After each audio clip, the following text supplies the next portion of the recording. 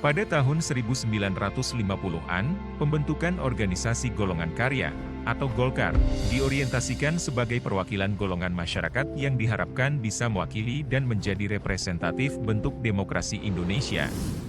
Pada tahun 1964, sebagai respon terhadap situasi politik pada saat itu, Golkar diubah menjadi Sekretariat Bersama Golongan Karya, Sekber Golkar, yang bertujuan dan berjuang untuk menegakkan Pancasila dan UUD 1945.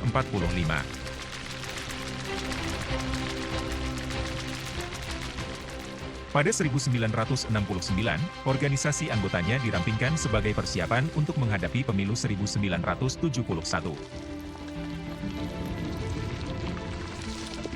17 Juli 1971, Sekber Golkar mengubah dirinya menjadi Golkar.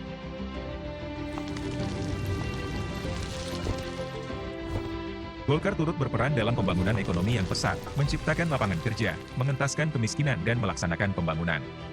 Partai Golkar berhasil membantu pemerintahan dalam mencapai swasembada pangan untuk memajukan kesejahteraan masyarakat Indonesia.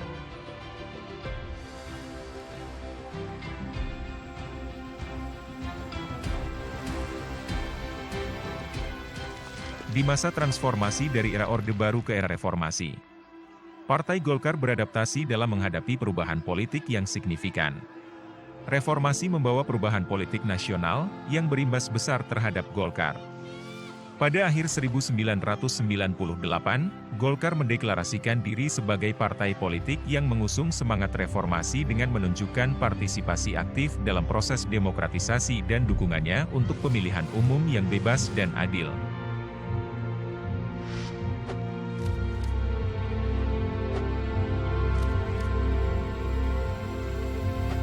Partai Golkar muncul dengan paradigma baru yang berisi pokok-pokok visi, misi, dan platform politik yang mengandung aspek pembaruan sekaligus tetap berada pada jalur yang tetap menjunjung berideologi Pancasila, karya dan kekaryaan.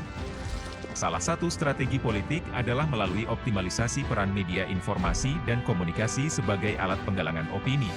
Saat ini Golkar Indonesia Baru, Kabar Golkar dan media internal lainnya berperan dalam menyuarakan kegiatan, ide dan gagasan yang dikerjakan oleh kader-kader Golkar. Golkar Institute sebagai sekolah pemimpin yang siap mencetak kader-kader yang kompeten serta layak untuk menjadi pemimpin dan wadah terhadap ruang-ruang politik lainnya. Golkar menciptakan program Yellow Clinic tercipta untuk kepedulian Partai Golkar terhadap kesehatan masyarakat, telah melayani masyarakat sejak masa COVID hingga hari ini dan terus berkembang.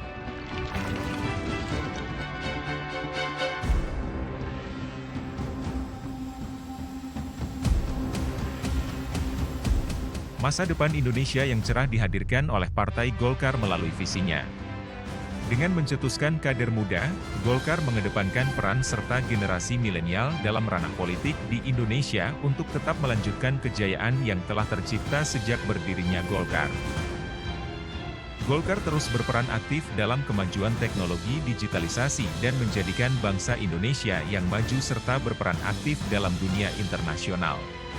Dengan adanya generasi milenial dalam tubuh Golkar adalah sebagai bukti nyata Golkar adaptif dengan perkembangan teknologi yang kian hari terus berkembang.